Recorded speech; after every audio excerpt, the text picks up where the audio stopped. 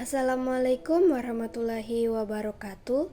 Perkenalkan, nama saya Azhara Bunga Sadam dengan NIM 1862250011. Di sini saya akan mempresentasikan tentang tugas UAS Manajemen PAUD yang berjudul Organisasi PAUD. Latar belakang. Banyak kita temui lembaga-lembaga PAUD di sekitar kita yang pengelolaannya berbeda-beda. Jika dilihat, ada salah satu lembaga PAUD dengan bangunan dan kelas-kelas yang biasa saja, namun tetap terlihat bersih, terawat, memiliki anak murid yang banyak, dan aktif bermain seraya belajar, dan sebagainya.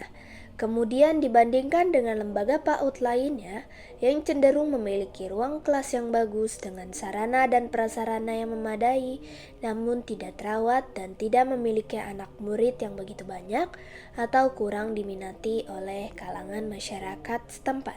Struktur organisasi PAUD.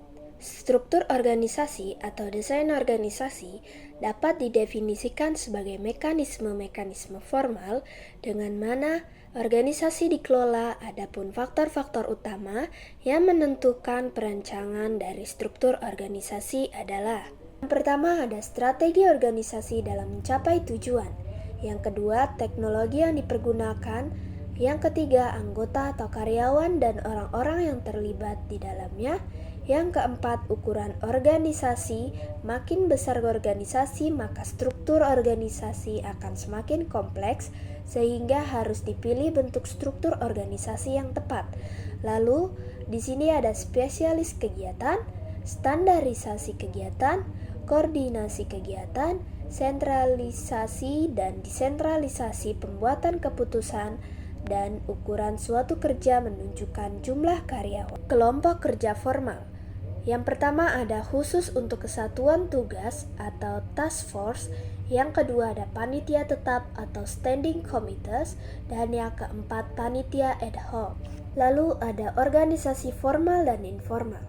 Organisasi formal adalah suatu wadah yang terdiri dari beberapa orang yang saling mengaitkan diri dengan suatu tujuan bersama secara sadar dan hubungan kerja yang rasional. Ciri-ciri dari organisasi ini ialah sebagai berikut. Yang pertama ada terstruktur, terumuskan, kaku, dan tahan lama. Organisasi informal adalah sekumpulan orang yang terlibat dalam kegiatan serta tujuan bersama tetapi tidak disadari.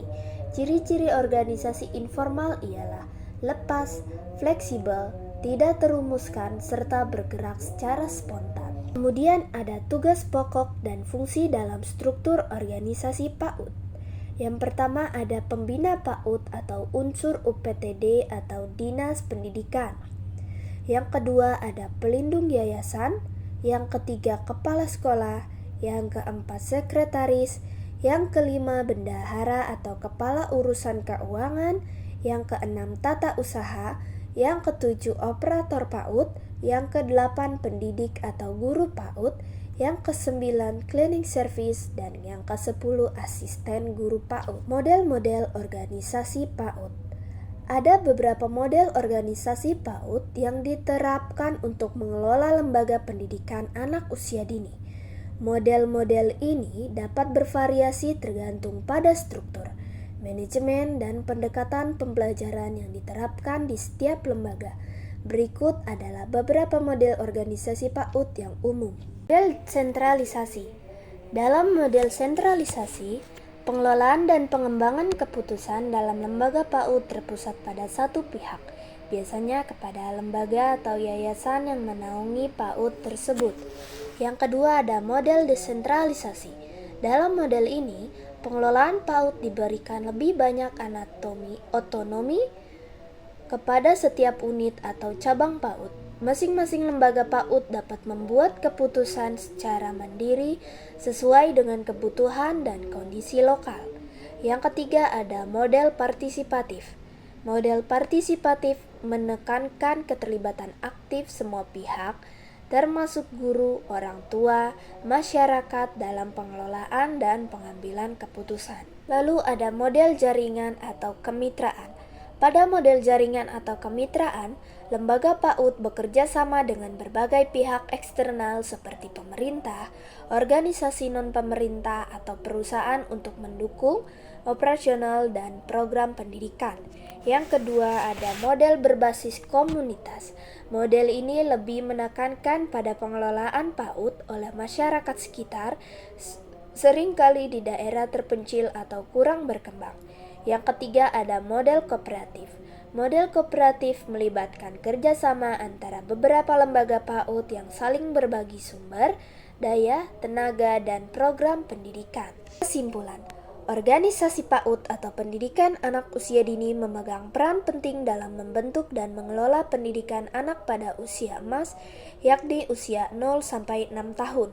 Melalui berbagai model organisasi seperti sentralisasi, desentralisasi, partisipatif, jaringan atau kemitraan, berbasis komunitas, dan kooperatif, lembaga PAUD dapat disesuaikan dengan kebutuhan lokal serta kondisi sumber daya yang ada. Masing-masing model memiliki kelebihan dan tantangan baik dalam hal manajemen pengembangan kurikulum, pengelolaan tenaga pendidik, hingga keterlibatan masyarakat dan orang tua.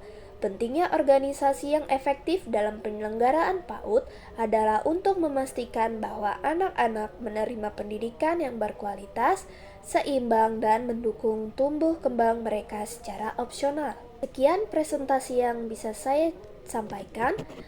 Lebih kurangnya mohon maaf. Wabillahi taufik wal hidayah. Wassalamualaikum warahmatullahi wabarakatuh.